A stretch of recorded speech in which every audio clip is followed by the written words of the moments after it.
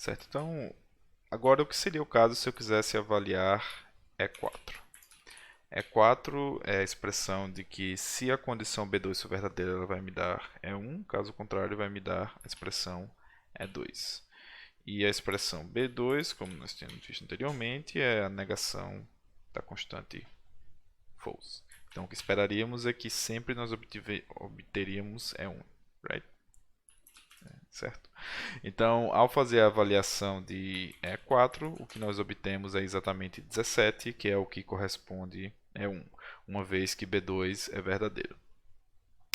Então, o que nós fizemos aqui foi uma extensão da linguagem de expressões que nós tínhamos definido anteriormente, em que nós fomos além de puramente aritmética para a introdução de condicionais na linguagem de expressões aritméticas. O valor que eu obtenho de um condicional ainda é um valor aritmético. Todavia, nós estamos levando em consideração agora também expressões booleanas, que é o que nos permite fazer a avaliação de condicionais. Eu me permito agora ter um, um, um, uma separação de casos de acordo com o valor booleano de uma determinada condição.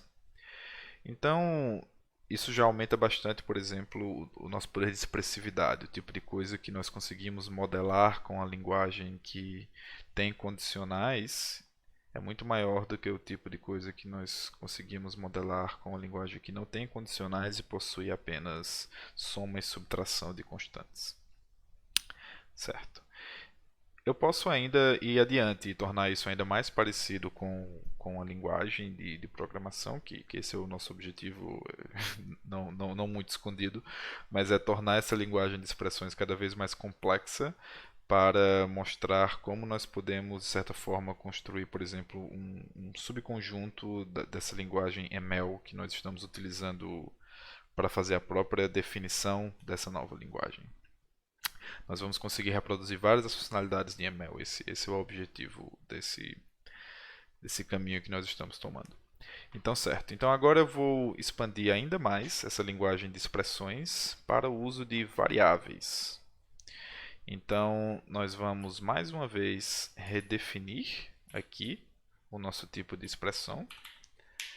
E além dos construtores que nós temos até o momento, nós vamos ter outro construtor, que é o construtor var, que corresponde a variáveis.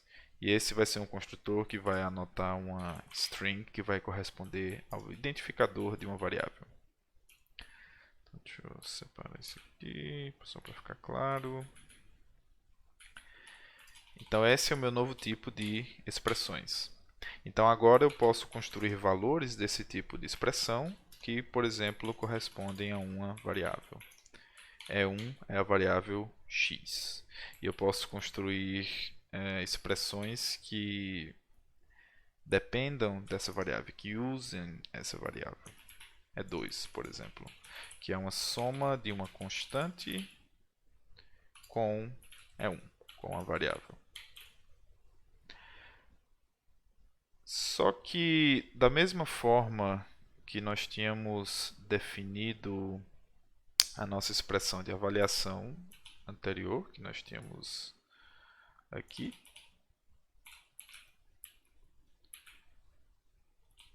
eu posso redefinir, eu vou ter novamente o aviso de que eu não cobri todos os casos no meu casamento de padrões, o que significa que eu não posso avaliar E1.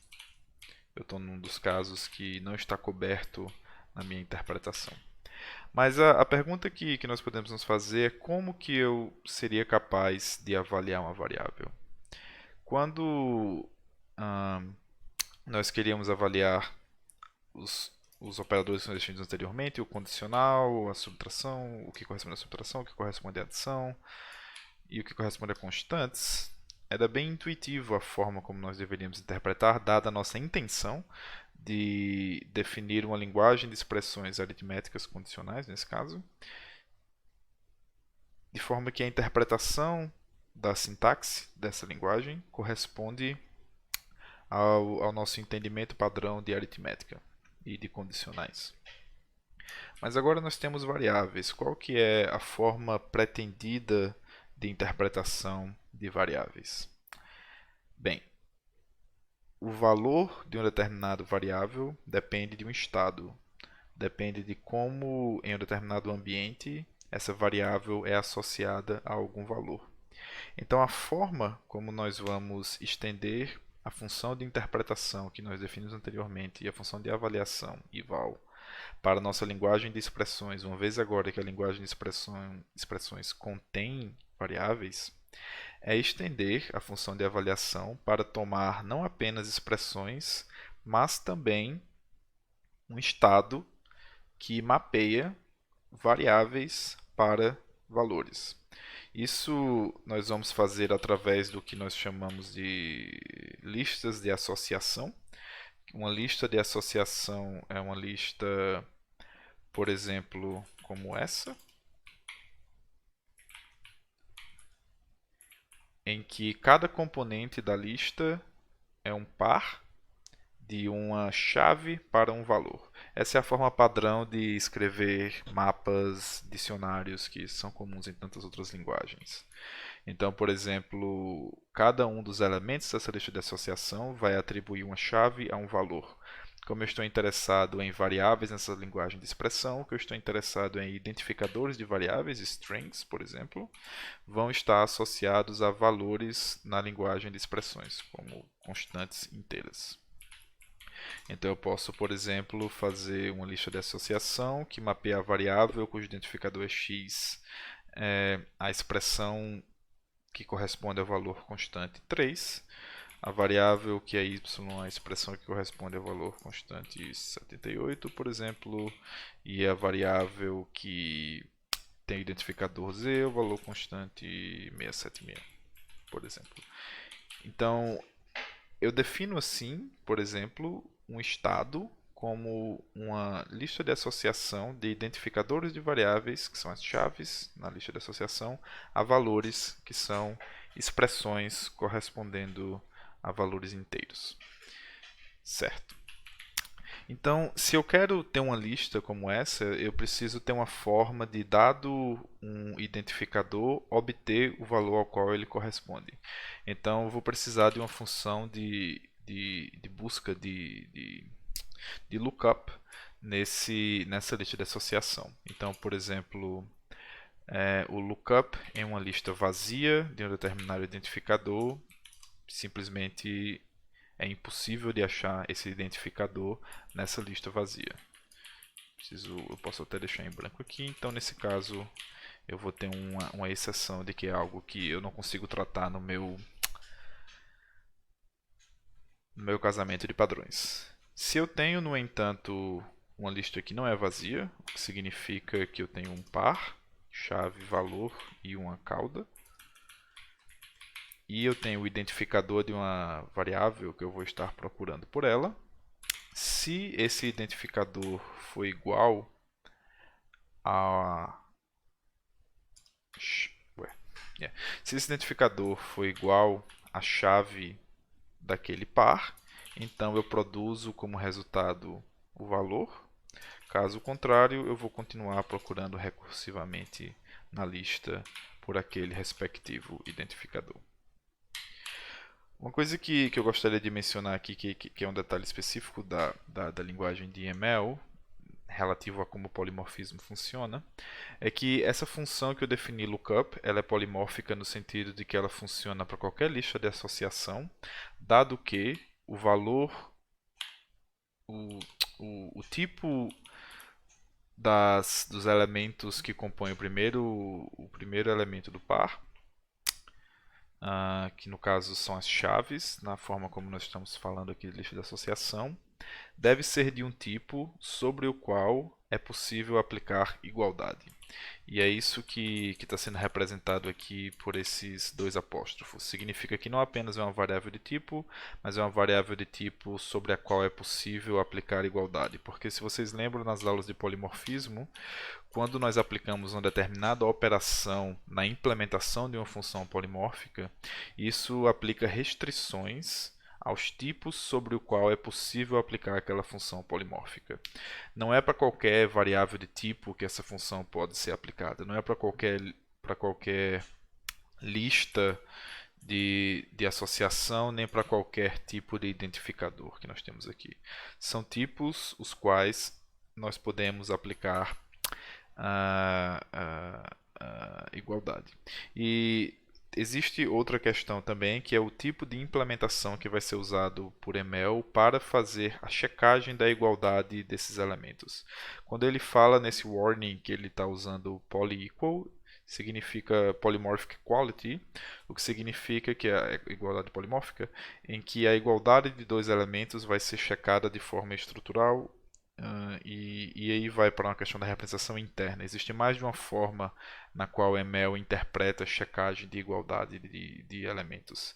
E isso vai depender do tipo dos valores. Então existe uma forma mais geral que pode ser aplicado quando os tipos não são sabidos, mas se você sabe qual que é o tipo ao qual você está aplicando a igualdade, algumas implementações mais eficientes podem ser utilizadas. Então, por exemplo, se eu disser que o lookup que eu estou implementando ele é polimórfico nos valores, mas não nas chaves, perceba que eu não vou ter mais o warning. Eu restringi ao colocar que o tipo da minha chave na lista de associação necessariamente é um string, o que força também o tipo dos IDs a serem strings. Eu não estou definindo aqui qual que é o tipo dos valores na minha lista de associação, mas como a igualdade está sendo aplicada no identificador e nas chaves, eu estou resolvendo o problema de dizer qual que é o tipo sobre o qual eu vou estar aplicando a igualdade, e uma igualdade mais eficiente pode ser utilizada. Certo. Então, uma vez que eu defini essa função de lookup, eu posso, por exemplo, fazer um lookup nesse estado que eu defini pela variável x. E aí eu obtenho, como esperado, o valor 3. Eu posso fazer um lookup pela variável cujo identificador é z, por exemplo. E eu posso fazer um lookup por uma variável que não está lá, e aí eu vou obter uma exceção de que eu cheguei no caso do meu casamento de padrões, em que eu não tenho a variável pela qual eu estou procurando na lista. Certo. Então, uma vez que nós definimos qual que é a forma com a qual nós podemos procurar por valores para variáveis, nós podemos estender a nossa função de avaliação para o caso em que nós temos variáveis. Então, se eu tiver uma variável x, como que eu vou interpretar essa variável? Eu preciso ter um estado também que está sendo utilizado na minha avaliação, e de acordo com esse estado, eu vou ter uma forma de obter o valor dessa variável se a minha variável, cujo identificador aqui é x, estiver definida no estado, que é uma lista de associação de identificadores de variáveis para expressões que representam o seu valor. Então, eu tenho um lookup com o estado e o identificador da variável. Isso vai me dar uma expressão, o que significa que para obter o valor da variável, eu preciso avaliar o resultado de se fazer a busca no meu estado pelo identificador da variável. E perceba que a avaliação precisa do estado, porque eu posso ter em outros casos, no pior caso, não no pior caso, mas no caso não trivial, eu posso ter uma variável que dependa de outra variável para ter o seu valor. E da mesma forma que eu precisei fazer isso para o valor que eu obtenho como valor ao qual a variável está associada, eu preciso fazer isso também para todos os outros casos. Não no caso de constante, porque eu posso determinar diretamente com